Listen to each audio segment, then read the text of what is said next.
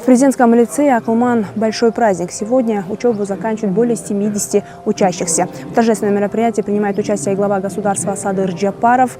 Официальное открытие лицея прошло летом прошлого года. Отметим, здесь обучаются одаренные дети со всего Кыргызстана. Детей отбирают на конкурсной основе. Обучение проводится на 2 языках – на кыргызском и английском.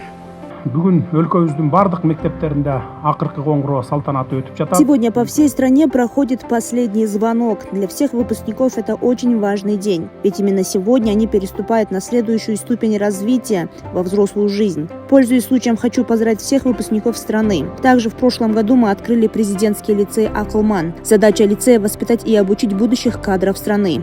Я верю, что с каждым годом талантливых детей в учебном заведении станет больше.